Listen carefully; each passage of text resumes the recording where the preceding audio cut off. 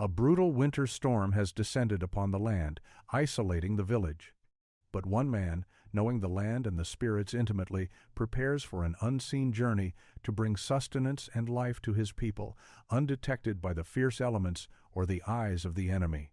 Before we begin, share where you're watching from, and if you feel the pull of the old ways, subscribe. Tomorrow's story is woven deeper into the fabric of the earth and spirit than this one. The first snowflakes fell in the late hours of the evening, light at first, as though testing the cold.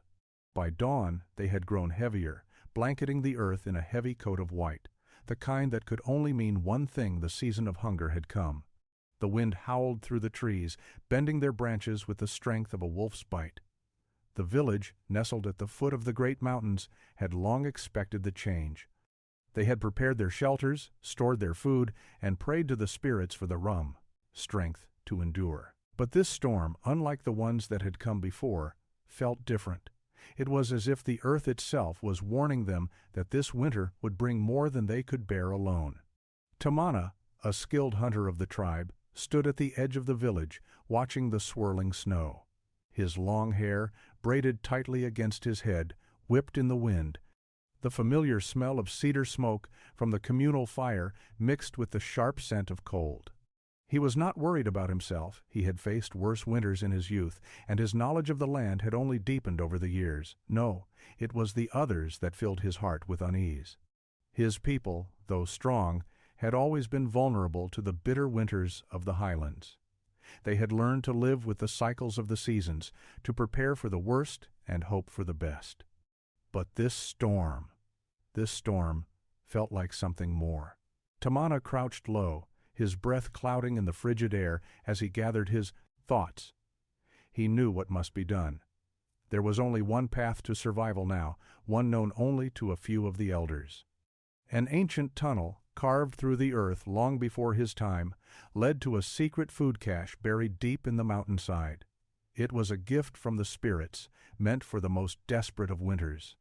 Tamana's father had told him of the tunnel, but no one had used it for many years. The elders believed it was a path reserved for the most critical moments, and this, Tamana thought, was as critical as any time could be. The snow continued to fall in thick sheets, and the wind picked up, howling louder with each passing hour. Tamana turned to face the heart of the village, his chest tight with both resolve and fear. The storm would not stop soon. He had no time to waste. He needed to reach the food stores, to bring them back to the village. The people would not survive without it. But the way was dangerous, and the storm would hide him from no one. He would have to move quickly, and he would have to move quietly, for if he was seen, the storm would be the least of his worries. Tamana stood tall, adjusting the weight of the basket on his back, knowing that this would be a journey unlike any he had made before. Tamana set off, leaving the village behind, the wind howling through the trees and the snow falling in heavy sheets. The village had prepared for winter, but this storm felt different. It was relentless, as if the earth itself was warning them that survival would require more than strength, it would require wisdom. His father had once spoken of a secret tunnel, carved into the earth long ago by their ancestors. It was a path known only to a few elders, hidden beneath the snow and the land. Tamana had listened to his father's stories, and though he had never seen the tunnel himself, he believed in its power. The elders said the tunnel was not just a means of survival, it was a gift from the spirits, meant for the most desperate winters. The journey was familiar to Tamana, though few had walked it in years. The tunnel was meant for times like this, when the cold pressed in from all sides and food was scarce. Tamana's footsteps were steady, and his heart was calm. He trusted the land and its secrets. He trusted the spirits that guided him, just as his ancestors had been guided. The snow continued to fall in thick sheets, and the storm picked up. But Tamana felt a deep, comforting silence around him. He had spent years hunting, learning the rhythms of the land, and now he could hear the whispers of the earth more clearly than ever. His mind was sharp, his thoughts focused on the path ahead. He reached the edge of the forest and saw the familiar rock formation. It stood tall, like a great archway that had been shaped by both the hands of time and the will of the earth. The wind howled around it, but the air in this spot felt still, as though the mountain itself was holding its breath. Tamana approached, the arch slowly, his hands brushing against the cold stone.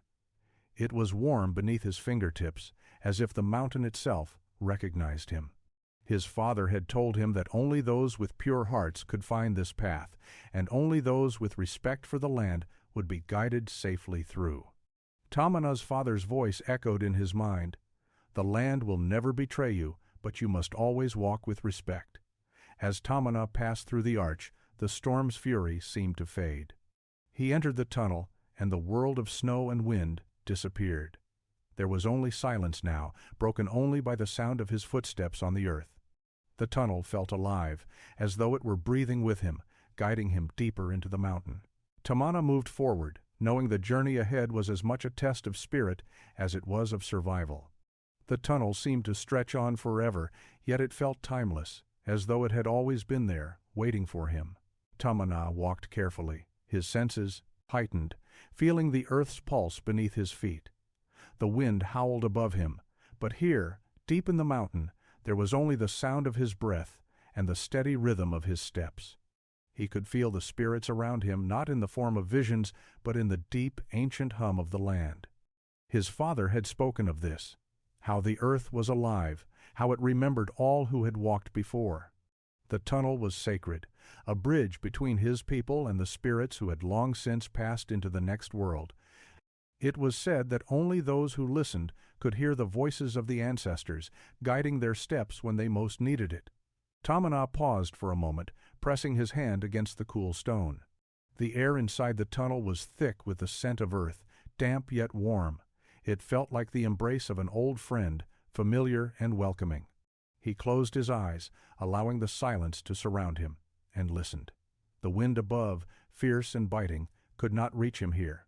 But there were other sounds, faint, whispering voices, just beyond his hearing. "Listen," his father had once told him. "The spirits are always with you, in the land, in the air, in the stones. If you listen closely, they will guide you."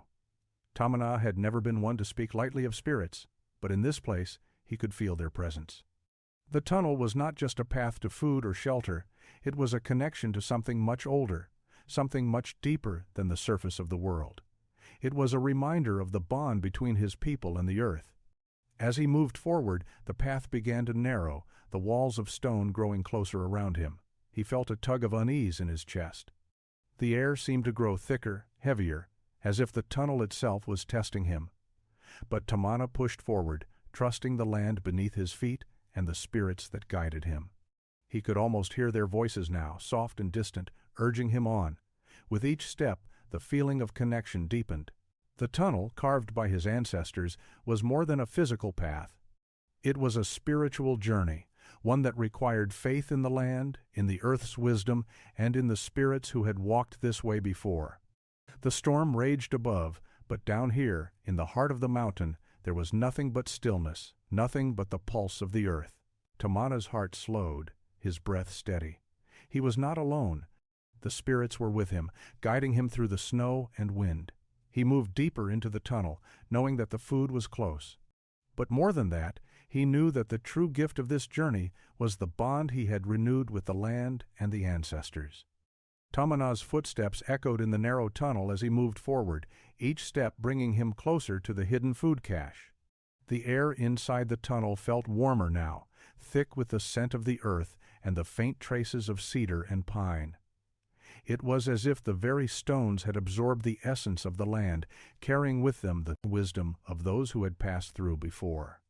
The storm above raged on, the winds howling through the trees. But down here, in the heart of the mountain, the world was quiet. The land had hidden this path for generations, a secret known only to the elders and those who had learned to listen. And now, Tamana understood why. The tunnel was not just a route to survival, it was a reminder of the balance between his people and the earth, the delicate harmony that had allowed them to endure for centuries. As he neared the end of the tunnel, the walls began to widen, and the dim light from the entrance flickered in the distance. Tamana's heart quickened. The food cache was just ahead, a sacred store of sustenance meant for times of great need. It was more than just dried meats and berries. It was a gift from the earth, a sign of the Spirit's favor in the darkest times. He reached the end of the tunnel and emerged into a small chamber, the walls lined with smooth stone. There, in the center, lay the food cache baskets filled with dried meats, root vegetables, and berries. The abundance was overwhelming, but it was not the food that made Tamana pause. It was the way the room seemed to hum with energy, the way the stones around him seemed to vibrate with life. Tamana knelt beside the baskets, his hands trembling as he reached for the first bundle. He had heard stories of the food cache, but seeing it with his own eyes was something else. It was as though the earth itself had provided for his people, a testament to the deep connection between them and the land. The food was not just sustenance, it was a sacred bond, a symbol of the earth's generosity in return for their respect and care. The storm outside had not yet abated, but Tamana knew he could not linger. He had to return to the village to bring this life-saving gift to his people. But before he left, he took a moment to offer a prayer, thanking the spirits for their guidance and for the abundance before him. The food was a blessing, but it was more than that. It was a reminder that survival was not just about strength or skill. It was about understanding the land, listening to its whispers, and walking in harmony with it. With the basket securely fastened to his back, Tamana turned toward the tunnel entrance, his heart light with the knowledge that he had completed his task. But as he stepped back into the dark passage, he felt the weight of his people's survival resting on his shoulders. Tamana emerged from the tunnel, the storm still howling with a fury unmatched by anything he had ever seen. The snow fell in blinding sheets, swirling like spirits lost in the wind, but he felt no fear. The earth had guided him, and he knew it would protect him in return. The weight of the baskets on his back was reassuring.